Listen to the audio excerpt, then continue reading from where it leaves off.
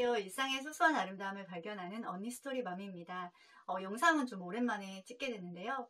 어떤 이야기를 하면 좋을까 좀 생각하는 시간도 있었고, 또 최근에 막 뭐 준비하는 것 때문에 정신이 없었던 때도 있었는데요.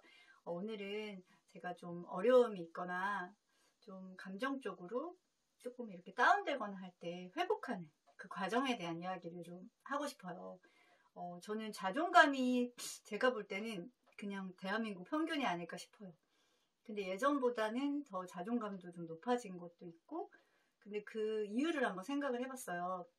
근데 세 가지 정도가 좀 떠오르더라고요. 일단 첫 번째는 제가 어떤 그 되게 좋아하는 언니를 좀 교제를 하게 됐는데, 그 언니가 저에게 주는 영향이 되게 많았었어요.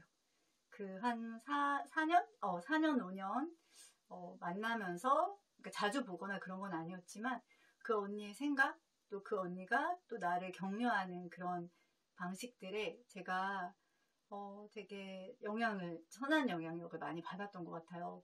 그리고 지금은 제가 그러고 있더라고요.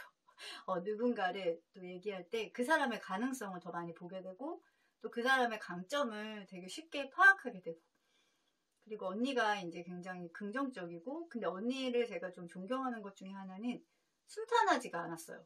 그러니까 저보다 훨씬 더 많이 고난이 있었고, 또 힘든 상황도 있었고, 그리고 하다못해 이제 그 언니가 되게 좀 어려운 시험을 준비를 했었는데 여러 번 떨어졌어요. 그리고 전혀 그것과 관련 없는 전공이었기도 했고, 근데 뭔가 길이 열렸을 때 그 언니 같은 경우는 두려움 없이 일단 시도를 하더라고요. 그리고 그 시도를 하고 그 결과를 그냥 받아들여요.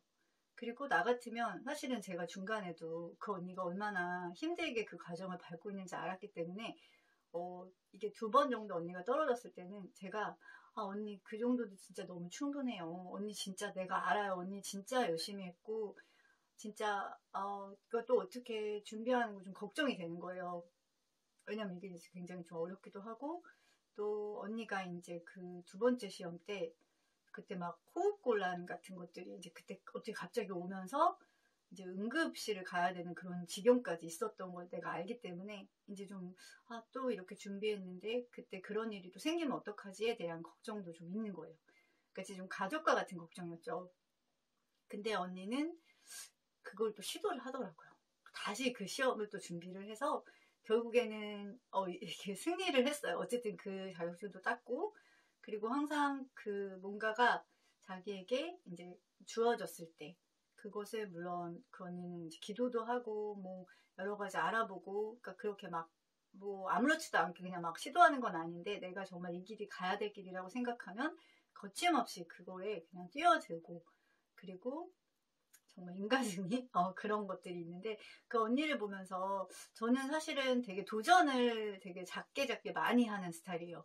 근데 중요한 거는 이제 지속력이 좀 없다 보니까 뭔가 이제 좀 결실을 맺을 만한 그 전에 뭔가가 계속 이렇게 멈춰지는 게 되게 많았었어요. 그러니까 사람마다 약점이 있는데, 저 같은 경우는 이것저것 하는 거 되게 좋아해요. 그리고 되게 호기심도 많고 흥미도 많은데, 그리고 의외로 빨리 시작해요. 근데 그거를 조금 뚫고 나가는 그런 것들이 좀 약했던 것 같아요.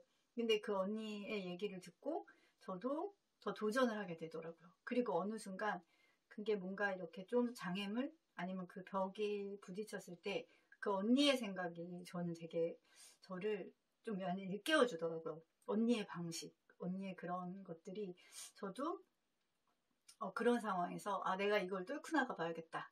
그리고 내가 이거를 한 발짝 더 나아갔을 때 또 다른 내가 있겠다. 그런 생각을 많이 하면서 이게 내가 성장할 수 있는 기회라는 생각으로 많이 제 사고가 많이 더 전환되면서, 그게 그렇게 저한테는 뭐 충격이나 상처보다는, 그러면 이제 그 날은 좀 그렇죠. 떨어졌을 때 그 날은 그런데 조금 지나면서는 다시 시작하는 그 일어서는 그 힘이 어느새 저에게 있더라고요. 그래서 저는 이제 근데 이런 분들이 주변에 많으면 좋지만 진짜 한 명이어도 충분한 것 같아요. 그리고 저는 또 제가 또 생각했던 거는, 물론 이런 분이 있으면 좋겠죠. 근데 우리가 누구나 이제 그런 항상 관계를 통해서 물론 좋은 영향을 받기도 하지만 항상 누군가가 있는 건 아니잖아요. 저는 저를 되게 많이 격려해요. 진짜 매일매일 아침에 일어나자마자, 그게 뭐 기도 형식으로 하기도 하지만 일단 제 혼잣말이 되게 많아요.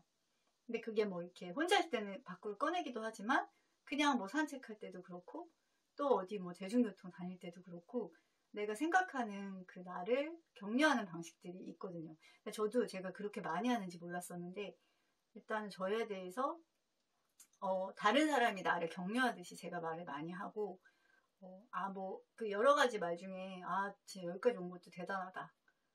그리고 너 이 상황에서 한 번 더 해보게 막 이런 식의 좀 그런 의미 있잖아요. 괜찮아라는 말 굉장히 많이 해주고요.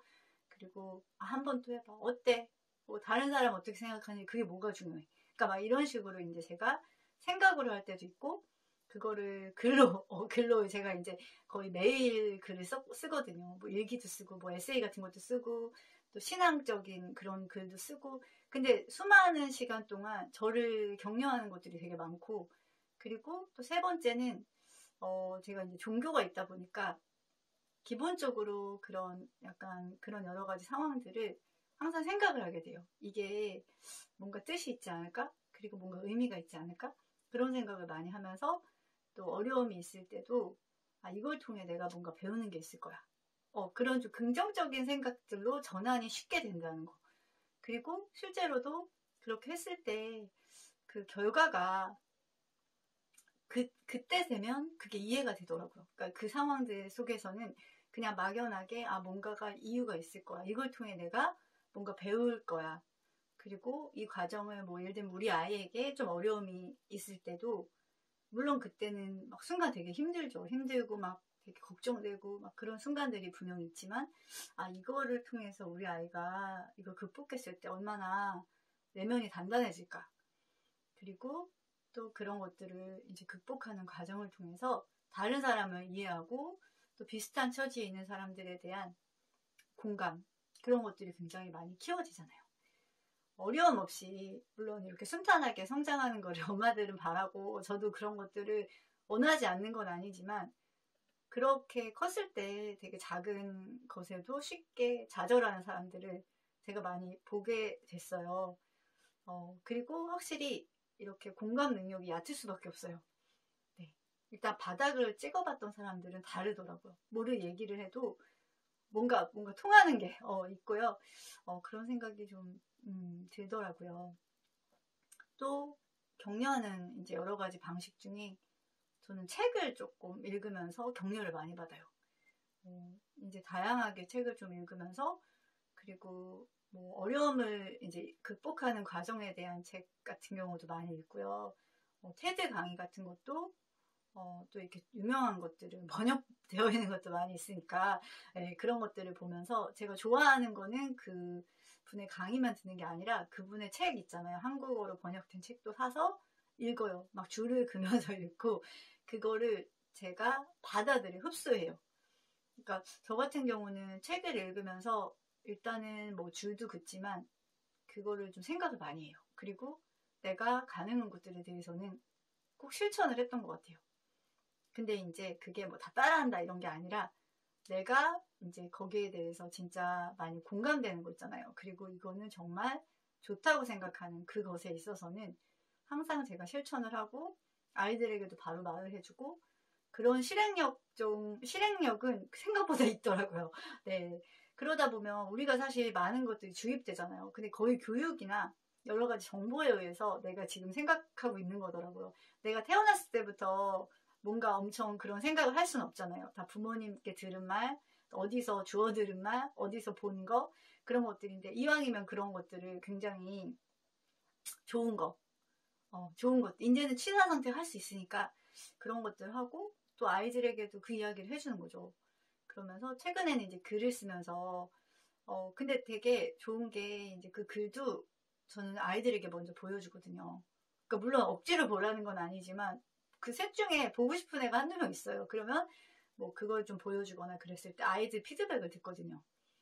그리고 제가 이제 뭐 아이들에게 사과도 되게 자주, 그러니까 좀 잘못한 게 있다 보니까 하는데, 아이들에게 좀 요즘에는 사과하는 방식이 글을 보여주면서 사과를 해요. 그러니까 예전에는 엄마가 정말 미안해. 엄마가 아까 조금 너무 감정적이었던 것 같아. 그러면서 얘기할 때도 있고, 엄마 마음은 그게 아닌데 그때 좀 그랬었나 봐. 엄마가 조금 다르게 표현했었으면 좋았을 텐데. 그러니까 이렇게 좀 사과를 하는 편인데 지금은 제가 글로 이렇게 쭉 적다 보니까 그거를 조금 더 좀 글스럽게 이렇게 적은 거를 아이한테 읽어주면 아이가 웃죠. 웃고 되게 기뻐해요. 그리고 최근에는 제가 아이가 많이 거의 누워있는 게 되게 많거든요. 저를 닮아서. 근데 그때 이제 고등학생이다 보니까 조금 더 이제 이 방학을 잘 보냈으면 싶은 마음이 있었어요. 근데 그거를 또 곰곰이 생각하면서 글을 적다 보니까 이 애가 행복한 것 중에 원천이 그 빈둥거리는 시간이 있더라고요. 그래서 그 글을 적으면서 아이에게 이제 내가 깨달은 것들을 이제 막 적었잖아요. 그러면서 아이에게 아이가 찌들지 않고 이 시간에 행복할 수 있었던 거는 그 여유 시간, 또 아이에게 허용된 그 자유 시간, 힘이다 그런 거를 제가 막 보여주면서 아이가 엄마 너무 글 잘 썼다 그러면서 결과적으로는 그게 또 아이에게도 또 어떤 위로가 되고 네, 그런 경험들이 참 좋은 것 같아요. 그래서 그동안에 뭐 자존감 뭐 그런 여러 가지 것들도 있지만 지금이 중요한 것 같아요. 지금. 그러니까 과거는 우리가 일단 바꿀 수는 없는데 지금 현재는 앞으로의 미래에 영향을 많이 주잖아요.